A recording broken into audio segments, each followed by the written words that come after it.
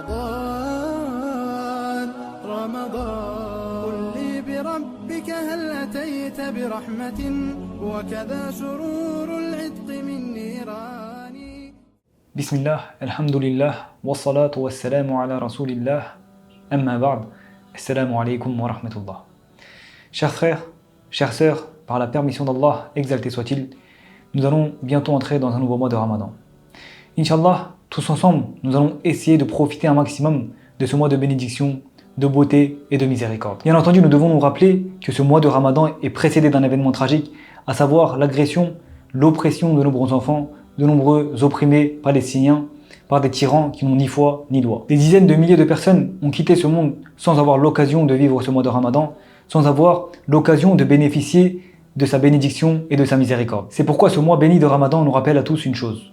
Ô toi, ô être humain, je suis venu à toi comme un mois que beaucoup de personnes n'ont pas réussi à atteindre. Ce mois de Ramadan que nous venons d'atteindre est une opportunité, une période de bénédiction, de beauté et de bienfaits qui nous est offert. En d'autres termes, Allah subhanahu wa ta'ala nous a donné ce mois de Ramadan. Un mois auquel beaucoup n'ont pas accès. Peut-être que l'année prochaine, nous n'aurons pas accès à ce mois de miséricorde et de beauté. Peut-être que l'année prochaine, nous serons sous terre à attendre qu'Allah subhanahu wa ta'ala décide de notre sort. Chers frères, chères sœurs, ce mois de Ramadan doit être différent pour nous. Inch'Allah, il sera différent pour chacun d'entre nous. Embellissons ce mois de Ramadan. Purifions-nous de nos péchés pendant ce mois de Ramadan et profitons un maximum de ce mois béni. Par la permission d'Allah, tabaraka wa ta'ala, pendant ce mois, nous allons essayer d'étudier ensemble quelques hadiths du prophète Mohammed sallallahu alayhi wa sallam afin de sortir purifiés de ce mois béni. Les hadiths que notre prophète Mohammed sallallahu alayhi wa sallam nous a légués et qui sont un héritage de la prophétie vont nous guider durant ce mois. Nous allons essayer de les comprendre, de les apprendre et de les transmettre du mieux que nous pouvons. Comme nous entrons dans ce nouveau mois, nous allons débuter par le hadith de l'intention. Chers frères et sœurs, pourquoi la question de l'intention est importante? Parce que en ce nouveau mois de Ramadan, nous allons multiplier les actions, nous allons multiplier les prières, nous allons lire le Coran plus que d'habitude, nous allons nous lever la nuit pour prier et nous allons invoquer davantage. Et pour que chacune de nos actions ne soit pas vaine, pour que ces actions-là soient acceptées par Allah tabaraka wa ta'ala et que notre Seigneur exalté soit-il soit satisfait de nous, nous devons impérativement prendre en compte la question de l'intention. Permettez-moi d'abord de vous rappeler ce hadith de notre prophète Mohammed sallallahu alayhi wa sallam, puis nous continuerons à en parler ensemble.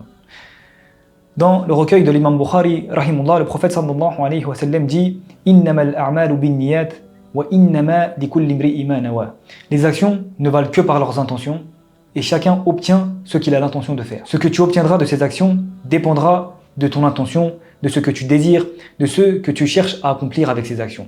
Si tu accomplis des bonnes actions avec une intention sincère, alors Allah subhanahu wa ta'ala va te gratifier et va accepter ces actions. Chers frères et sœurs, les bonnes actions sont ce que l'islam nous commande de faire, ce qu'Allah tabaraka wa ta'ala veut de nous, sont les bases de notre religion. Bien sûr, nous nous concentrons beaucoup sur les actions et nous y accordons une grande importance. Mais nous devons réfléchir un peu et nous poser une question. Est-ce que les bonnes actions sont suffisantes? Par exemple, est-ce que c'est suffisant de prier, d'invoquer, d'appeler les gens à l'islam, de lutter dans le sentier d'Allah, de multiplier les bonnes actions? Ou bien avons-nous besoin de quelque chose qui précède ces actions, qui les rend fonctionnelles et qui les rend acceptables? Bien sûr que oui. C'est là que l'intention entre en jeu, chers frères et sœurs. Une intention belle et sincère. Si tu commences ton action avec une intention sincère, alors Allah subhanahu wa ta'ala va accepter ton action et va être satisfait de toi. Avant de commencer chaque action, nous devons nous demander pourquoi nous faisons cela et pour qui nous le faisons. Si nous arrivons à déterminer pour qui et pourquoi nous le faisons, que nous arrivons à nous concentrer et que nous arrivons à mettre notre intention seulement pour Allah subhanahu wa ta'ala, alors notre action sera acceptée par Allah tabaraka wa ta'ala. Un homme est venu voir le prophète Mohammed sallallahu alayhi wa sallam et lui a posé une question. Ô messager d'Allah, cet homme lutte pour une récompense et une reconnaissance. Il veut qu'on parle de lui, il veut qu'on dise de lui que c'est un héros. Qu'obtiendra-t-il? Notre prophète Mohammed sallallahu alayhi wa sallam a répondu « Il n'obtiendra rien du tout, il n'obtiendra rien du tout, il n'obtiendra rien du tout. » Pourquoi le prophète Mohammed sallallahu alayhi wa sallam a répondu de cette façon?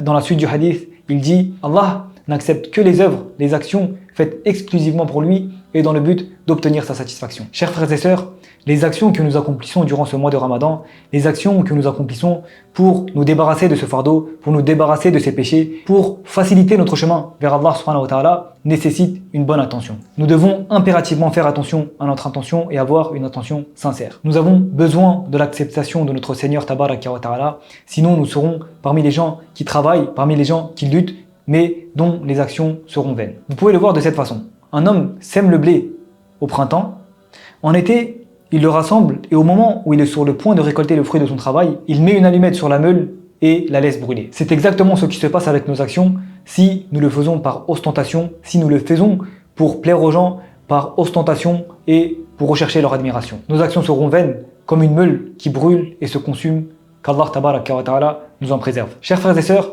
nous devons garder cette intention tout au long du mois de Ramadan. Cette question est si importante que les savants qui ont regroupé les hadiths du prophète Mohammed sallallahu alayhi wa sallam, qui sont un héritage de la prophétie, et en particulier l'imam Bukhari rahimullah, eh bien ils ont placé ce hadith de l'intention au début de leur livre. De cette façon, ils ont montré aux croyants qui cherchent à acquérir des connaissances et à les mettre en pratique que l'intention est primordiale, que chaque action doit être précédée d'une bonne intention, sinon nos actions seront vaines. Et toi, mon frère, ma sœur, tu sais également très bien que les 3 personnes qui vont entrer en premier en enfer seront des personnes qui ont étudié et enseigné la science, qui ont été altruistes, qui ont donné de leur argent dans le sentier d'Allah et qui ont lutté dans le sentier d'Allah, mais qui l'ont fait par ostentation, qui l'ont fait pour d'autres personnes qu'Allah tabaraka wa ta'ala. Tu connais ce hadith, donc nous devons nous protéger d'être de ces personnes-là. Chers frères et sœurs, nous pouvons conclure en disant que pour obtenir de bons résultats, nous avons impérativement besoin de bonnes intentions. Des bons débuts sont toujours basés sur de bonnes intentions, des intentions sincères et bonnes. وآخر دعوانا أن الحمد لله رب العالمين.